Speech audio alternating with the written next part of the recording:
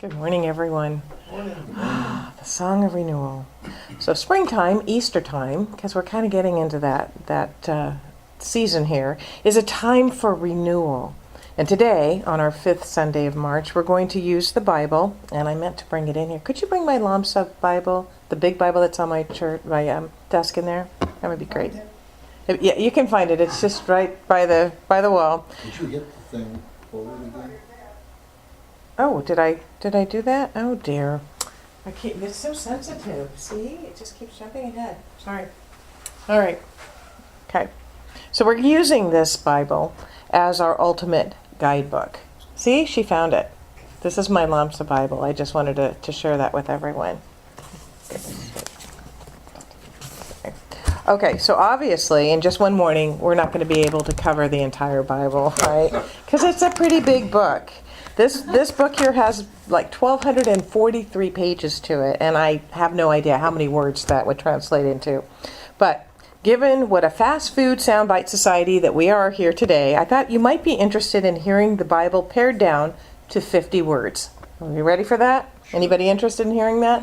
Yeah. Okay, so here it is, the Bible in 50 words. God lit, Adam bit. Noah arked, Adam split. Joseph ruled, Jacob fooled. Bush talked, Moses balked. Pharaoh plagued, people walked, sea divided, tablets guided. Saul freaked, David peaked, prophets warned, Jesus born. God walked, love talked, feared rule, anger fueled. Jesus crucified, he rose, word grows, spirit flamed, God remained. Now you don't have to read it. It's all done. Okay. So now that you're all caught up, today as we prepare for Easter and as we embrace the renewal that spring brings each year, we're going to focus on probably the most well-known, oft-quoted, and beloved chapter in the Old Testament. Anyone know what I'm going to talk about? Anybody have an idea? Which? Adam and Eve and the snake. No. It's the 23rd Psalm, which could be subtitled, as I have for this morning's talk, the Song of Renewal. Now, I'm quite sure that we have people here in this church this morning that are pretty knowledgeable about the Bible, and so often as we do, we're going to have a little contest this morning. Who can recite the 23rd Psalm? Who wants to give it a shot? What's the first word? Okay, here we go. The first word is the. Come on, Cliff. T's going to do it. T's going to do it for us. Get this. You sound memorized. The Lord is my shepherd, I shall not want. He maketh me to lie down in green pastures. He leadeth me beside the still water. He restoreth my soul. He maketh... Okay, I think that's excellent. You give her a piece of candy here. Let her choose what she wants there. That's awesome. That is awesome. I always give down a yay though I walk through the valley. Yeah, Yay. You're the table before me. Well, I think you should give her daughter some too. Yeah. Yeah, you know. Yes. Yeah, because you were all right. So yeah, you were spot on. You were really good. The Lord is my shepherd; I shall not want. He maketh me to lie down in green pastures. He leadeth me beside the still waters. He restoreth my soul. He leadeth me in the paths of righteousness for his name's sake. Yea, though I walk through the valley of the shadow of death, I will fear no evil, for thou art with me, thy rod and thy staff, they comfort me.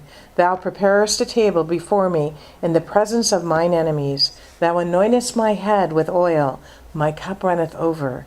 Surely goodness and mercy shall follow me all the days of my life, and I will dwell in the house of the Lord forever.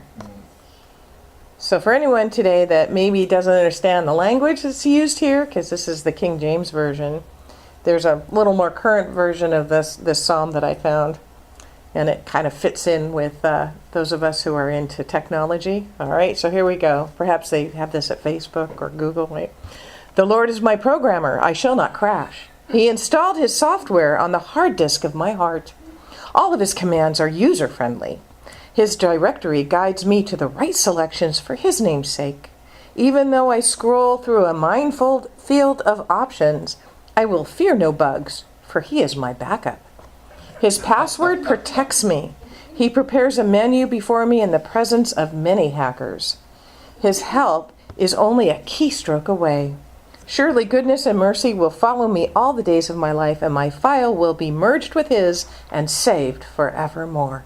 That kind of resonates with me here. Of course it does. I'm a tech geek, right? It's like that TV show, God Friended. God friended me, you bet. I like that. You get a friend request from God every day. On that note, let's look at the extremely powerful Song of Renewal.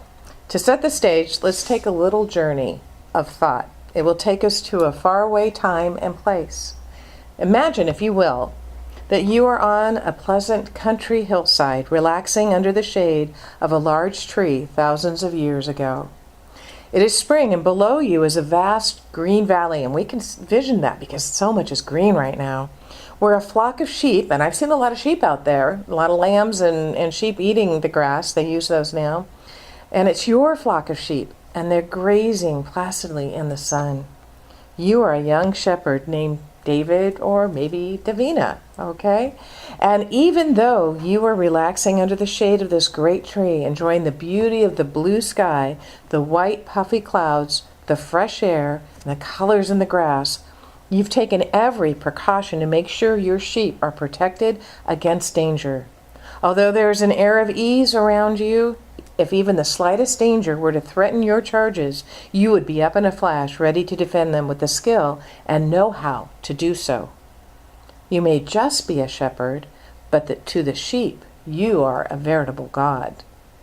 Though you may appear simple to others, you are wise in all things pertaining to them, and they are wise enough to trust you. They know your voice among many, and they respond to it without hesitation. And so there you are. On this exquisite day, relaxed and yet alert, and begin thinking about your spiritual beliefs, your beliefs about God. And soon you begin to see some significant similarities between your relationship to your sheep and God's relationship to you. And you realize how much like a shepherd God is to you. With this thought in mind, the words that later become immortalized in the 23rd Psalm simply flow over you like a song. Let's explore what you might have meant.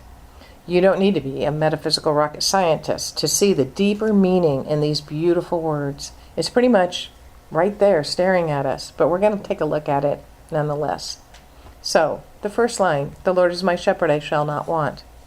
He makes me to rest. Those are the words that are used in the Lamsa version. He makes me to rest in green pastures. So these words are really all that need to be said about abundance. How can I be in need? How can I be in want when I am connected to the source of all things? I can't. When I'm connected, I cannot be in want. Instead, I can rest and be at peace in the center of abundance, symbolized here by the place that says abundance to sheep like no other place can, a green pasture. They just go about their business eating it all because it goes on and on. New Thought writer Eric Butterworth, who wrote a beautiful piece on the psalm, said this: "The Lord is my shepherd," the psalm began, "for you, the harassed, the discouraged, the fearful." This opening sentence of the shepherd's song holds a precious message. The Lord is your source and your supply. Are you afraid of lack? Afraid that you won't have enough to take care of your needs? Well, then follow the shepherd as he leads his sheep into places of plenty, and you too shall not want. In the Orient during a drought, the hillsides could become parched and dry. Many hungry sheep roamed the same pastures and nibbled close down to the roots for what little grass there was. The wise shepherd knew where, in these times of drought, the grass was still green. He would lead his charges past the hilltops to the valleys of green. Because of his wisdom, they never lacked. This way may have been rough at times, but the sheep followed their good shepherd because they trusted him. Yes, the Lord of our being, the divine resource within, is a Lord of bounty, not of lack. It is his good pleasure to share that bounty with us, but we must trust him and follow him. His way may lead us away from familiar paths that have become barren to us. Though ahead may seem even more desolate than that which we leave behind, let us not doubt, for we are told, "If you abide in me, and my words abide in you, then ask whatsoever you will, and it shall be done unto you." He brings us not only plenty, but relief from anxiety, so that we can be at peace and rest in the blessings that are ours. Yes, he makes me to rest in green pastures. Our shepherd makes it possible for us to rest in the consciousness of abundance. So I wonder how many of us really heed these words on a day-to-day basis. How many of us really, really trust? And that's a rhetorical question. You don't have to answer aloud. But my guess is you might be answering like this. Well, yes, I trust God, but it's myself I'm not so sure about. Am I right? Interpreting the New Testament verse in Ephesians 6:10 that says, "Be strong in the Lord and the power of his might," Ernest Holmes wrote, "To be strong in the Lord is to be sure of ourselves, because we are sure of the principle of life which manifests through us." It manifests through us. We must be sure of ourselves. This is what he wrote in the textbook, Ernest Holmes. And that's what I just read. It's something that is within you that knows. When we turn within, there is something within us that knows. Joy and I were just talking about this yesterday as we walked along the highway picking up trash. We have to wipe out that phrase in our vocabulary, which is, "I don't know what to do." Because trust in the principle of life that manifests through you. He leads me beside still waters. He restoreth my soul. We know what to do. We always have an answer. We always know what to do. So he leads me beside still waters. He restores my soul. In these lines, we have the wonderful image, the universal among all religions, the still water or the still pond, without a single ripple of wind upon its surface. When the pond is still with no ripples from the wind, it can what? Perfectly reflect the sky, right? You've seen those pictures? The symbol of boundless possibilities. So too, when the mind is still, when there's no ripple of thought or anxiety upon its surface, we begin to perfectly reflect our true spiritual nature. And I think that's what Ed was talking about the gentleman who lived. He walked his talk. He reflected the pure spiritual nature with his service to mankind. It is the still mind that can best know God. It is the still mind that connects with the principle of life. It is the still mind that allows us to be restored. Elsewhere in the Bible, it says, "Be still and know that I am God." And the ancient yoga master once said, yoga, who participates in yoga, who's taken yoga before, right? Yoga consists of the intentional stopping of the spontaneous mind stuff that is constantly going in our heads, right? A modern-day spiritual giant, Arthur Chang, who was the minister of the Founders Church of Religious Science in California, that was down in Los Angeles, wrote an article on this psalm, and he said about these lines, "If only we can just be still and get our bloated nothingness out of the way of the divine circuits, as Emerson advised, the principle of renewal will be activated in our lives. Resting by the still waters of pure awareness, I take time for meditation, contemplation, and prayer. These are ways to be mindful of my true nature, of my source. This is how my soul is renewed." How is your soul renewed? Is it by stepping outside into nature? Is it by Russ looking at your poppies that you have beautifully blooming? To me, that renews my soul when I see life coming back, especially this time of year. My bulbs coming up and blooming and all of my flowers just taking off. That's so, what a reminder. An incredible reminder that life is renewing constantly. He leads me in the paths of righteousness for his name's sake. I think the word righteous sometimes gets a bad rap, right? Oh, he's so righteous. Oh, she's so righteous, right? But, even though we have assigned a negative connotation to it, the Webster's Dictionary first definition of this word says, righteousness is acting in according with divine or moral law. Wow. Wow, we should strive to be righteous. Act in according with divine or moral law. This is a reference to right action, right living, and the demonstration that flows spontaneously out of right consciousness. The path of righteousness is the right use of universal principles for living successfully. Wow. For his name's sake means living from the nature of God's true being. Name signifies nature, and the nature of God is goodness and love. Right action is the action of goodness and love. Ernest Holmes writes, love points the way, and who can finish this? Law makes it possible. We should have that ingrained on our eyelids. Love points the way, law makes it possible. If you can remember that, you come from love, you come with right action, and law is going to carry it forward. Right? And then, yea, though I walk through the valley of the shadow of death, I will fear no evil, for thou art with me, thy rod and thy staff, they comfort me. When we're facing challenges, keep on walking. Or as Dr. Tom Costa, a New Thought minister from the Palm Springs Center for Spiritual Living, once said, when you're going through hell, don't stop and build a condo. We are reminded here that God is always with us, and we are comforted in this knowledge. Ernest Holmes says in The Science of Mind, many times just the statement, right where the pain seems to operate, the presence of God is, and it will instantly obliterate that pain.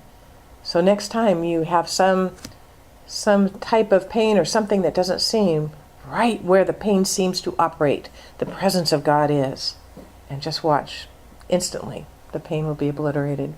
Think to yourself for a moment where you may be in pain. It could be emotional, it could be physical, it could be mental, it could be financial. We have a lot of areas that bring us a little discomfort in our lives sometimes, right?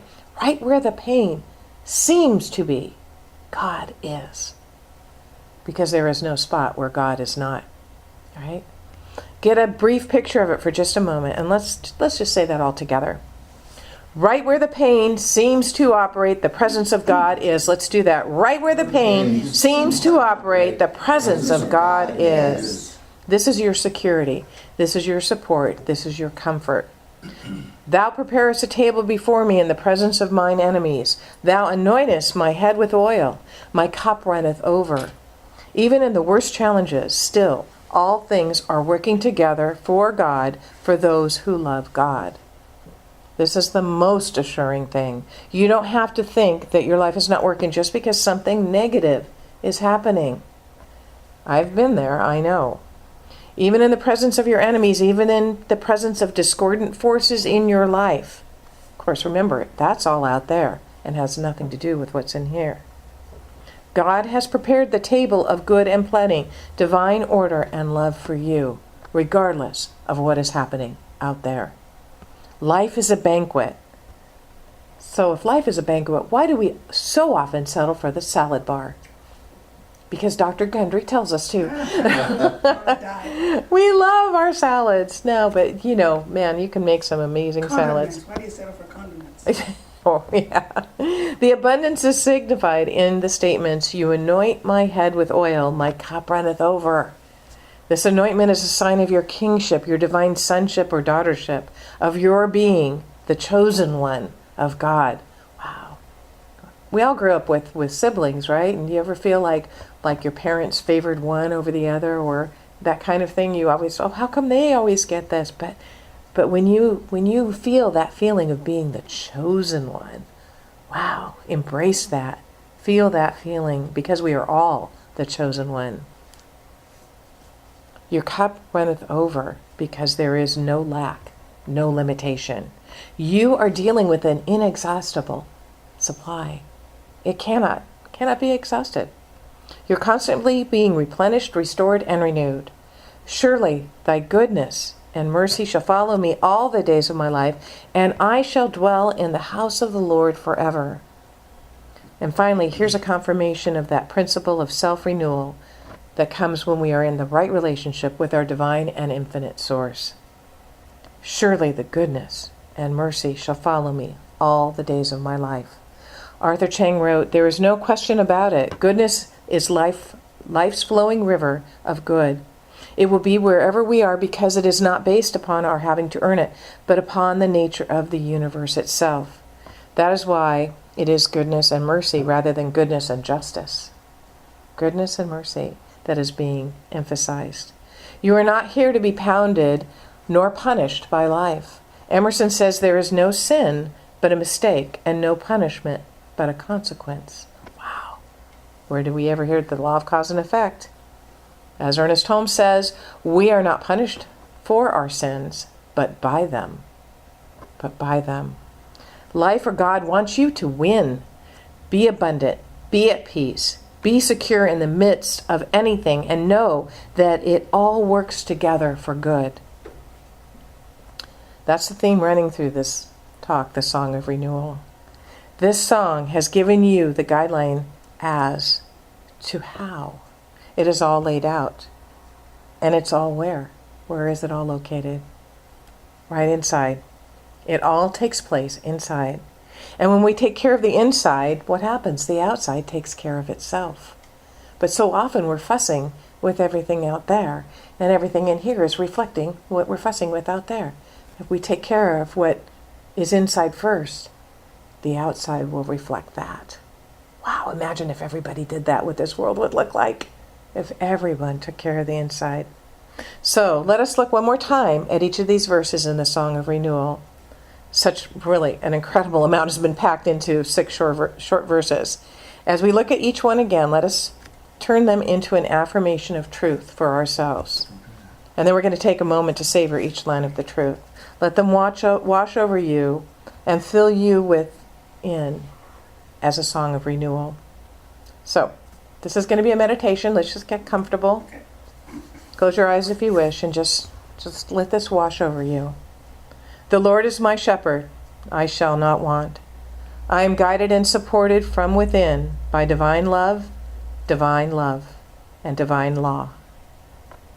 My needs, all material, emotional, mental, and spiritual, all my needs are ever met when I turn to the shepherd within. He makes me to rest in green pastures. He leads me beside still waters. Today I rest in the assurance of the abundant goodness that surrounds me. I am still and in tune with the principle of life that is in me. He restores my soul. He leads me in the paths of righteousness for his name's sake. I am renewed daily with vitality and joy. I am guided to right living, right action, and right consciousness, expressing only divine love and goodness. Yea, though I walk through the valley of the shadow of death, I will fear no evil, for thou art with me. Thy rod and thy staff, they comfort me.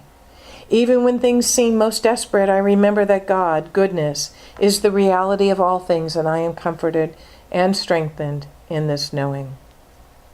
Thou preparest a table before me in the presence of mine enemies.